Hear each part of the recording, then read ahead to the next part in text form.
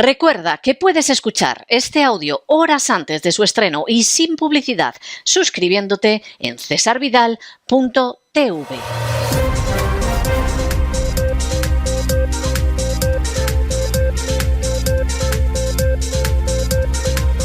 Las noticias del día. Estamos de regreso después de ese editorial que hemos querido dedicar al Día Internacional de la Libertad Religiosa que hoy parece que nadie discute en Occidente. En otras partes del mundo la cosa no está tan clara, pero que en términos históricos es un fruto muy reciente.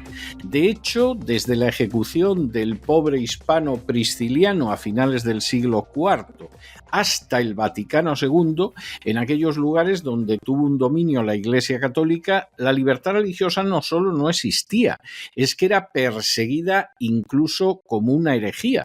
La Inquisición es el organismo represivo que ha tenido una existencia más larga a lo largo de la historia de la humanidad. No hay un ejemplo de un organismo represor que utilizaba la tortura, que utilizaba unos métodos procesales verdaderamente asquerosos y que no dudaba en arrojar a las personas al fuego. No existe ninguno a lo largo de la historia de la humanidad que se compare en cuanto a una duración tan dilatada en el tiempo y en el espacio. Afortunadamente, otros mecanismos represores que han existido han durado muchísimo menos, no han durado 1 milenio y medio, gracias a Dios. Han podido ser espantosos, han podido ser terribles, pero su duración ha sido limitada en términos históricos.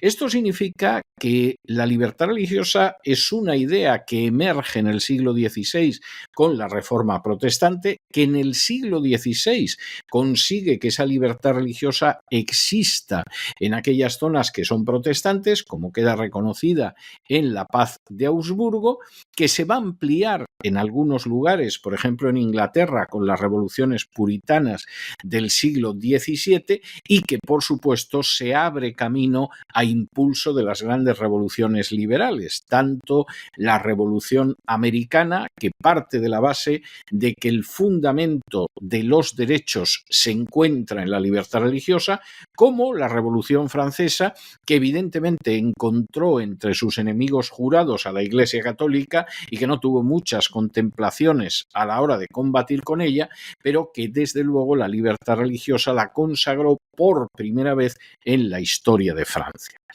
Eso ha tenido sus más y sus menos. La Iglesia Católica durante el siglo XIX fue tremendamente militante en contra de la libertad religiosa. El Sílabus es quizá el documento más conocido, pero ni con mucho es el único, y efectivamente consideraba que la libertad religiosa era intolerable en países donde hubiera un poder católico. No podía haber otra religión, incluso los extranjeros que estuvieran de paso no podían celebrar los ritos de su religión en público, y por supuesto la idea de que hubiera una libertad religiosa era condenable teológicamente. Pero la Iglesia Católica a lo largo de la historia ha cambiado siempre que le ha convenido, y al acabar la Segunda Guerra Mundial, mantener las posiciones de siglos, de más de 1 milenio y medio sobre la libertad religiosa era algo impensable. Era impensable porque la guerra no la habían ganado Hitler y Mussolini, sino los aliados. Era impensable porque existía una amenaza comunista frente a la cual necesitaban protección, y era impensable porque la potencia hegemónica en Occidente era Estados Unidos, que desde el principio estuvo sustentado en la idea de la libertad religiosa. De manera que sin ningún tipo de problema en el Vaticano II se cambió lo que se había enseñado durante más de 1 milenio y medio, y a otra cosa mariposa. Eso tuvo buenas consecuencias, aunque fueran muy lentas y limitadas. Por ejemplo, en España, en 1967, por impulso del Vaticano II, hubo una primera ley de libertad religiosa, que no era realmente una ley de libertad religiosa, era una ley de cierta tolerancia religiosa, pero claro, comparado con lo que había sido España durante siglos, aquello era maravilloso, y en Hispanoamérica pasó igual. En Hispanoamérica incluso el proceso fue más acelerado, porque hubo un crecimiento extraordinario de las iglesias evangélicas, sobre todo a partir de los años 70, y lógicamente aquello no se podía frenar durante más tiempo. Pero desgraciadamente la libertad religiosa, que de manera paulatina, discutida, perseguida no pocas veces, ha ido abriéndose camino dentro de Occidente, no es una realidad en otras partes del mundo. No lo es en Corea del Norte, que seguramente es la dictadura más totalitaria que existe en estos momentos. Hay una cierta tolerancia, pero no se puede hablar de libertad religiosa en dictaduras comunistas como China o como Cuba, donde, bueno, pues digamos que existe una cierta libertad de culto, pero no sabes cuándo te pueden detener o cuándo puedes acabar en la cárcel por ejercer esa libertad religiosa que no tiene un verdadero sustento legal. Es algo impensable en los países islámicos y la persecución en ese sentido es innegable, pero también es muy difícil en zonas de la India. Y para terminarlo de arreglar, en Occidente la Agenda 2030 y algunas de sus manifestaciones más claras, como la ideología de género, están persiguiendo de una manera auténticamente criminal a aquellos que son cristianos, que por cierto, es con mucho y en cualquiera de sus manifestaciones la visión religiosa más perseguida en todo el planeta. Hay gente que de pronto, en un momento determinado, hacen una pintada en una sinagoga y se ponen a dar alaridos como si fuera el fin del mundo. Es muy lamentable y es inaceptable que se haga una pintada en una sinagoga. Hay gente que le pasa lo mismo si es una mezquita. Pero lo cierto es que quien lleva, pero de una manera desproporcionadamente grande, el peso de la persecución religiosa en estos tiempos son los cristianos. Hay cerca de 400 millones de cristianos en estos momentos en todo el mundo que se arriesgan a perder el trabajo, a ser expulsados de las escuelas, a ser detenidos, a ser encarcelados e incluso a ser muertos por el simple hecho de ser cristianos. Y eso no pasa con las otras minorías religiosas, con ninguna en ninguna parte del mundo. Y sin embargo escuchamos mucho en contra del antisemitismo y de la islamofobia, y está bien que escuchemos de ello, pero nunca se habla de la terrible persecución que sufren los cristianos.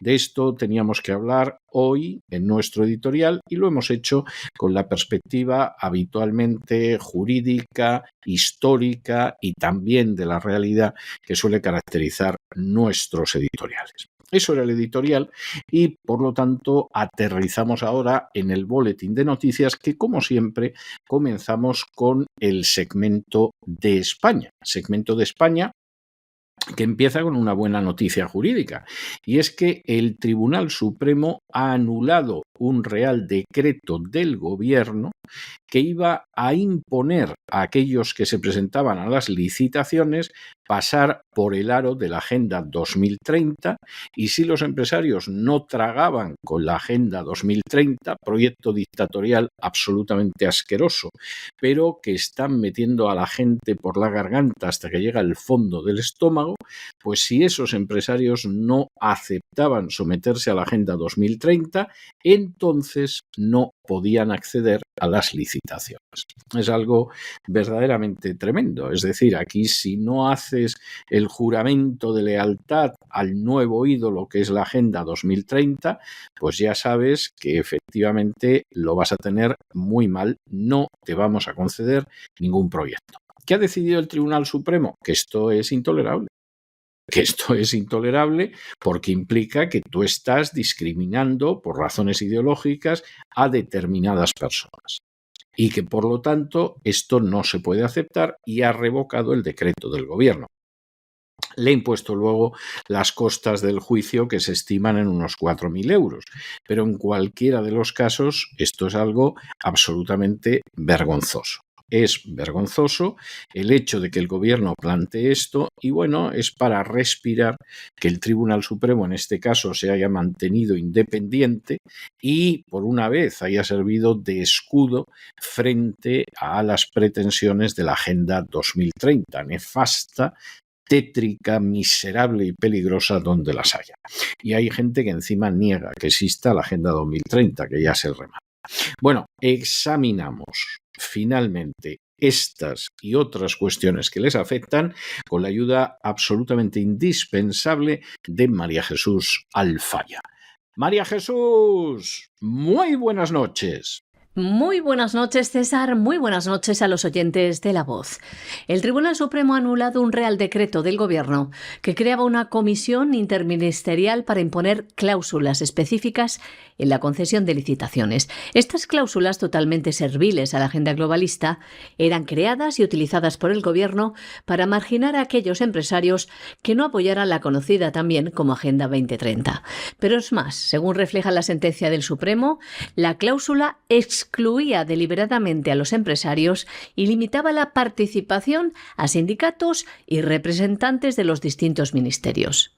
Según el Tribunal Supremo, al ignorar a las organizaciones empresariales, el gobierno de Pedro Sánchez no solo vulneró la normativa, sino que creó una competencia desleal, poniendo en práctica, dice, una política de ordeno y mando, donde los actores que no comulgaban con la Agenda 2030 fueron sistemáticamente marginados. El Supremo dice que al imponer la Agenda 2030 como criterio exclusivo en las contrataciones públicas, el Ejecutivo ha estado limitando injustamente la participación de empresarios que no comparten esa ideología o que simplemente no tienen los recursos para adaptarse a ella. Algo que, según el Tribunal Supremo, deslegitima las acciones del Gobierno y destaca la discriminación hacia los empresarios que no respaldan la Agenda 2030. En la sentencia, el Tribunal Supremo pone en evidencia el uso injusto de políticas públicas para beneficiar solo a ciertos sectores afines a la narrativa de la izquierda globalista y del Gobierno socialcomunista. Y este fallo también subraya el peligro de imponer ideologías en las licitaciones públicas. El Supremo ha impuesto al Gobierno el pago de las costas del juicio, estimadas en 4.000 euros. Y como les decimos, el Supremo anulaba este Real Decreto del Gobierno con cláusulas específicas y abusivas para la concesión de licitaciones que estigmatizaba y dejaba de lado a empresarios contrarios a la Agenda 2030. Bueno, y nos encontramos con que el juez del caso Koldo, ya saben ustedes, ese caso de corrupción inmensa relacionada con el Partido Socialista, que parece una mancha de aceite porque cada vez se extiende más. Bueno, pues el juez del caso Koldo ha decidido que no declaren como testigos ni el presidente del gobierno, Pedro Sánchez, ni la que fue vicepresidenta y ministra de Economía, Nadia Calviño. Esto lo habían solicitado y de hecho lo habían solicitado porque aquí estamos hablando de un caso presunto de corrupción en virtud del cual se habrían entregado unas ayudas de dinero público a Air Europa que nunca tendrían que haberse entregado y que además también de nuevo presuntamente en esa concesión de ayudas bastante discutibles estaba la esposa del presidente del gobierno, Begoña Gómez. Bien. ¿Qué sucede con la causa? Bueno, pues que el juez ha decidido que esto de Air Europa no entremos en ello y por lo tanto aquí ni va a declarar Pedro Sánchez, ni va a declarar Nadia Calviño, la antigua ministra de Economía, ni va a volver a declarar el CEO, el CEO, que dirían aquí en Estados Unidos, de Air Europa. No solo esto, recuerden ustedes que la semana pasada enfatizábamos cómo en la investigación del juez Peinado le han dicho desde arriba que tampoco toque el tema de Air Europa. ¿Y esto por qué? Pues miren ustedes, no queremos pecar de maliciosos, de malintencionados, pero nos parece que la cosa es bastante clara. Es que el asunto de Air Europa es el más grave de todos los que orbitan en torno a Pedro Sánchez. Lo de su esposa y otras cosas, bueno, en fin, pueden al final resolverse como delitos menores, como faltas, etcétera, etcétera. Pero es que lo de Air Europa, estamos hablando de que ahí podría haber prevaricación, podría haber cohecho, podría haber una cantidad de malversación de millones de dinero público bastante importante, y aquí parece que todos los jueces, salvo el caso del juez Peinado, que quiere entrar en ello, lo que intentan es que no se entre en el tema del rescate de Air Europa. Y desde luego nada de interrogar a gente que lo pudiera aclarar. Bueno, pues igual que se felicita al Tribunal Supremo porque en última instancia ha decidido que no hay que someterse a la Agenda 2030 para ir a una licitación, estas actuaciones de los jueces, excluyendo este tipo de actuaciones, no nos parece que sean ni mucho menos adecuadas. No nos lo parece, sinceramente, no nos lo parece. Y por el contrario, pensamos que habría que entrar al fondo en el asunto y sobre todo en el caso de Air Europa, que es el más grave de todos y que efectivamente implica entrar en profundidad en él. El viernes conocíamos que el juez del caso Koldo, Ismael Moreno, rechazaba la declaración como testigo del presidente del Gobierno, Pedro Sánchez, y también la de la exvicepresidenta y exministra de Economía, Nadia Calviño. Unas testificales que habían sido propuestas por la acusación popular ejercida por Hazte-Oír con la oposición de la Fiscalía Anticorrupción. El juez Moreno también rechaza volver a interrogar al ex CEO de Air Europa, Javier Hidalgo. El magistrado instructor alega que lo que se desprende con los interrogatorios queda fuera del objeto de investigación, que está centrado en la compra de material sanitario en la trama Koldo, es decir, las mascarillas. Bueno, y nos vamos a Hispanoamérica y nos detenemos finalmente en Uruguay. En primer lugar, en Uruguay, porque hubo elecciones presidenciales, ningún candidato superó el 50% de los votos y aquí va a haber que ir a una segunda vuelta que tendrá lugar el día 24 de noviembre. Hay que decir que quedó bastante bien el candidato del Frente Amplio de Izquierdas, fue el más votado, pero aún así le quedaban, pero vamos, 6 votos, 6 puntos, 7 puntos largos como para poder ser presidente. Y vamos a ver qué sucede en la segunda vuelta.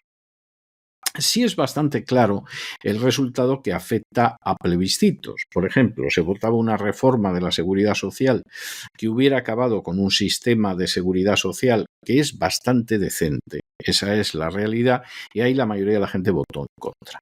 Votó por mantener la seguridad social actual. Y también votó en contra de una reforma constitucional que permitiría los registros, los allanamientos nocturnos. Eso en la actual Constitución uruguaya es algo absolutamente inaceptable. Hay incluso una cláusula que dice de noche nadie podrá entrar.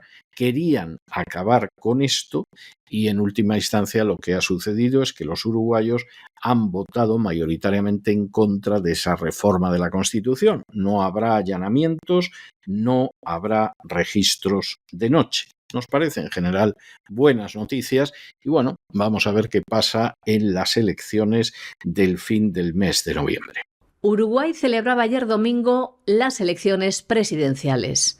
Aunque el candidato del izquierdista Frente Amplio, Yamdú Orsi, ha sido el más votado, con el 43,7% de los apoyos, no ha conseguido la mayoría suficiente para poder gobernar. Por eso habrá una segunda vuelta el próximo 24 de noviembre, donde Orsi se enfrentará al segundo más votado, que ha sido Álvaro Delgado, el candidato del partido oficialista, el Partido Nacional. Delgado está apadrinado por el presidente de Uruguay, Luis Lacalle Pou. Quedó en segundo lugar al lograr el 28,15% del apoyo. Como ven, la diferencia es de 18 puntos entre ambos candidatos, pero como decimos, el candidato de la izquierda, Orsi, no logró superar el 50% necesario para ganar la primera vuelta de estas elecciones presidenciales. El Frente Amplio es una coalición política uruguaya ubicada entre la centroizquierda y la izquierda del espectro político. Se autodefine como una fuerza política progresista, democrática, popular, antioligárquica y antiimperialista. Mientras que el Partido Nacional, también conocido como Partido Blanco, es un partido político uruguayo que alberga a varios sectores y se caracteriza por su hondo sentido republicano, su defensa de los valores democráticos y de la soberanía nacional. Pero además de ser llamados los uruguayos a las urnas para votar por el presidente de la nación, también eran llamados a participar en 2 plebiscitos que implicaban cambios en la Constitución del país. Uno de ellos era para reformar la seguridad social y la otra consulta para permitir el allanamiento nocturno de los domicilios. Los uruguayos han dicho no a ambas consultas que les explicamos con más detalle. La iniciativa constitucional para reformar la seguridad social fue promovida por el sindicalismo, por la Central de Trabajadores Uruguayos PIT-CNT. Proponía establecer en la Constitución que la edad de jubilación estuviera a los 60 años. También pedía la equiparación entre la jubilación mínima y el salario mínimo y pedía también eliminar los fondos privados de pensiones. Una propuesta que solo recibió el 40,6% del apoyo en las urnas, con lo cual no salió adelante. En cuanto a la inviolabilidad del domicilio, esta propuesta estaba promovida por el Gobierno. Un plebiscito que proponía revisar el artículo 11 de la Carta Magna Uruguaya, que está vigente desde el año 1830. Esta norma establece que el hogar es un sagrado inviolable y que de noche nadie podrá entrar en él sin consentimiento de su jefe y de día solo con orden expresa del juez competente por escrito y en los casos determinados por la ley. El texto que se votaba eliminaba la expresión de noche nadie podrá entrar. Esta idea no alcanzó ni el 40% de los apoyos en las urnas. Y de Uruguay nos vamos a Chile y a Brasil, donde en las elecciones regionales y municipales se ha producido un avance de la derecha. En el caso de Chile, la derecha se ha impuesto en la mayoría de las regiones y municipios. Esa es la realidad. Boric, en última instancia, pues ha señalado que la verdad es que tampoco se puede hablar de triunfo arrollador de ninguna de las partes, lo cual, dicho sea de paso, es verdad. O sea, esa es una realidad bastante clara. Pero lo cierto es que sí se produce un avance de esa derecha en los poderes locales y esto se produce precisamente cuando esas elecciones locales son pues casi el preámbulo, el pasillo de introducción, el hall de entrada a las elecciones presidenciales del año que viene. Vamos a ver en qué quedan esas elecciones. En Brasil, ayer se celebró la segunda vuelta de las elecciones municipales y aquí ha habido algún éxito que en realidad revalidaba lo que había, es decir, el alcalde de la ciudad de Sao Paulo, Ricardo Nunes, pues ha conseguido la reelección y además una reelección casi con el 60% de los votos y está situado en la derecha. No está muy claro realmente en Brasil cómo va a quedar esta situación. A nuestro juicio es una situación bastante igualada desde muchos puntos de vista y en cualquiera de los casos veremos a ver cómo influye, porque aquí sí que todavía nos queda más tiempo para llegar a las elecciones presidenciales. La derecha toma ventaja en elecciones regionales y municipales tanto en Chile como en Brasil. Vamos a Brasil, donde la derecha se ha impuesto en la mayoría de las regiones y municipios tras las elecciones que tuvieron lugar ayer en Chile. En los primeros comicios locales con voto obligatorio, la coalición de Chile Vamos, de la derecha tradicional, consiguió una ventaja frente al oficialismo. El presidente Gabriel Boric celebra la participación, pero advierte de que ningún sector puede atribuirse triunfos arrolladores. Estas elecciones, como saben, son la antesala de las elecciones presidenciales del año que viene. En líneas generales, les damos algunos datos. La derecha ha obtenido 122 cargos electos. El oficialismo de izquierdas, agrupado en el Pacto Contigo Chile Mejor, consiguió 111 municipios. Independientes y partidos emergentes como el Partido Social Cristiano y el Centro Democrático también han conseguido hacerse con algunas comunas clave. Han conseguido más de 100 cargos públicos. El Partido Republicano, representante de la derecha que llaman más dura, ha logrado irrumpir con fuerza, obteniendo sus primeras 8 alcaldías. La izquierda del presidente Gabriel Boric ha perdido 40 alcaldías, entre ellas la de Santiago, que es el tercer municipio más poblado del país. El Partido Comunista irací Hasler, en el poder desde el año 2021, ha conseguido únicamente el 28,5% de los apoyos. Así, la alcaldía de Santiago ha quedado para la derecha, para Mario Desbordes, el ganador del partido Renovación Nacional, que era exministro de Defensa del presidente Sebastián Piñera. Desbordes obtuvo una amplia mayoría de cerca del 51%. Les contamos también que Renovación Popular ha obtenido 38 alcaldes de las 345 alcaldías en disputa. La coalición a la que también pertenece Renovación Popular, que es Chile Vamos, ha perdido Puente Alto, el municipio con más habitantes del país que Renovación Popular ha gobernado durante 24 años. ¿Y quién se ha llevado esta alcaldía? El independiente de izquierdas Matías Toledo. Una participación alta en estos comicios, donde se renovaban 16 gobernadores regionales y 345 alcaldes. Hay que decir que en 11 de las 16 regiones será necesaria una segunda vuelta para definir el ganador, incluida la región metropolitana y Valparaíso. Y nos vamos hasta Brasil, donde ayer se celebró la segunda vuelta de las elecciones municipales. Y queremos destacar que Ricardo Nunes, el alcalde de la ciudad de Sao Paulo, con 12 millones de habitantes, la mayor ciudad de Brasil y de Sudamérica, consiguió la reelección con el 59,49% de los votos. Nunes pertenece al partido de centro-derecha Movimiento Democrático Brasileño y se impuso por una diferencia de más de 1 millón de votos, al izquierdista Guilherme Boulos, que obtuvo el 40,51% de los votos. Unos 30 millones de electores estaban convocados a votar este pasado domingo en medio centenar de municipios, incluidas 15 capitales, donde la disputa no quedó resuelta en la primera vuelta que tuvo lugar hace 3 semanas.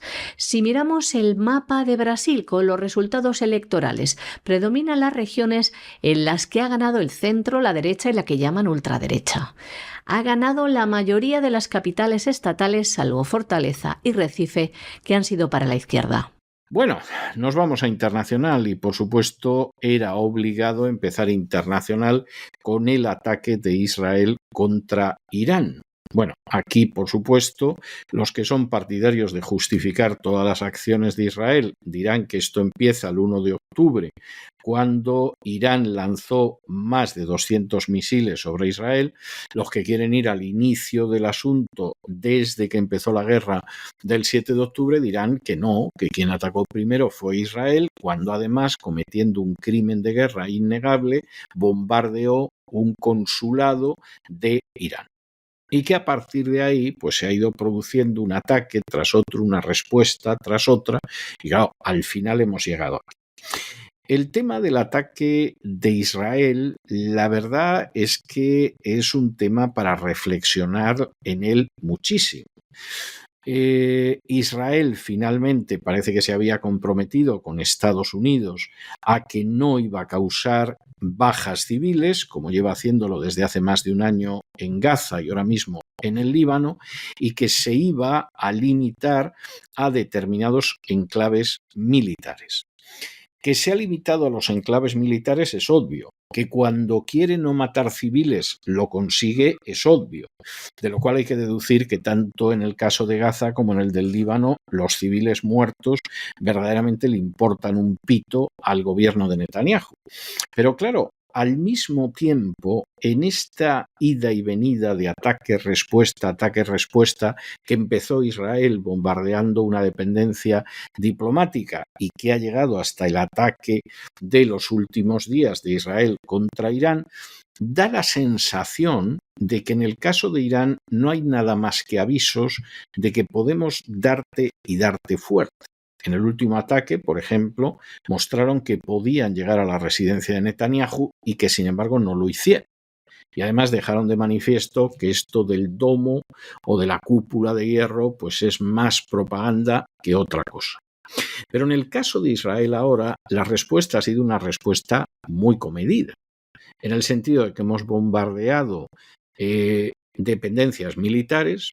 Parece ser que el daño que han hecho es mínimo, aunque hayan resultado heridos 4 soldados. Y aquí la idea de Israel es, bueno, vamos a dejar aquí la cosa. Hemos tenido varios ataques, ya hemos dejado claro hasta dónde podemos llegar y no llegamos para no complicar más la situación, por ejemplo, porque hay elecciones presidenciales en Estados Unidos, pero dejemos aquí la cosa. ¿La va a dejar Irán? No lo sabemos. Irán de momento ha solicitado a la ONU que condene la agresión de Israel y ha dicho que se reserva su derecho a responder, con lo cual no sabemos si lo va a hacer o no lo va a hacer. Hoy el Consejo de Seguridad de Naciones Unidas tiene que reunirse de manera urgente para ver qué decide. Suponemos que va a condenar el ataque israelí, suponemos que Estados Unidos utilizará el poder de veto para que eso quede en nada, en agua de borrajas, y ahí queda la cosa.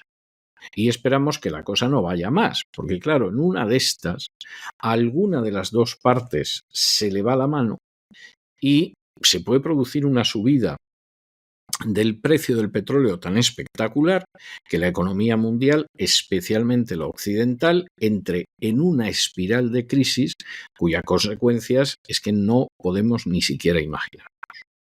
De manera que vamos a estar atentos en las próximas horas para ver qué es lo que sucede. Este fin de semana Israel respondía al bombardeo de Irán sobre territorio israelí del pasado 1 de octubre, cuando Irán lanzaba más de 200 misiles sobre Israel que fueron interceptados y no llegaron a tocar suelo. Israel atacaba posiciones militares israelíes el sábado y 4 soldados resultaron muertos a falta del recuento total. La máxima autoridad de Irán, el ayatolá Ali Jamenei, se ha pronunciado sobre el ataque israelí, el cual ha descrito como un error de cálculo y que deja, decía, la respuesta en manos de sus oficiales. El comandante de la Guardia Revolucionaria de Irán, Hossein Salami, ha advertido a Israel que hará frente a consecuencias amargas e inimaginables, mientras que el ministro de Exteriores iraní, Abbas Araki, ha condenado con una flagrante violación del derecho internacional la agresión israelí del sábado y ha exigido a Naciones Unidas que condene los ataques, advirtiendo de que Irán se reserva su derecho a responder a tal actuación. Durante el día de hoy está reunido el Consejo de Seguridad de la ONU, de urgencia a petición de Irán, para discutir este ataque de Israel sobre Irán. Bueno, y también, y esto ha sido más que interesante, ha habido elecciones en Georgia. Georgia, que es un lugar donde ha habido intervenciones continuas de la OTAN, a ver si consiguen que Georgia acabe convirtiéndose en una especie de Ucrania en el Cáucaso y que, sin embargo, eso, salvo en algún momento concreto, no lo han conseguido jamás. Hay un partido que es un partido conservador, nacionalista, en buena medida una coalición de fuerzas conservadores que es contraria a la agenda globalista y contraria, lógicamente, a la OTAN, y que se llama Sueño Georgiano, que esto suena más a un resort, a un hotel en la playa, en fin, algo de ese tipo, pero bueno, se llama Sueño Georgiano. Y Sueño Georgiano ha ganado las elecciones. De hecho, el resto de los partidos que han tenido realmente unos resultados muy pequeños, se habían puesto de acuerdo para formar una coalición entre todos cuya única finalidad era evitar que Sueño Georgiano llegara al poder. Porque, entre otras cosas, Sueño Georgiano no está por vender el país a la OTAN y no está por adoptar una política antirrusa.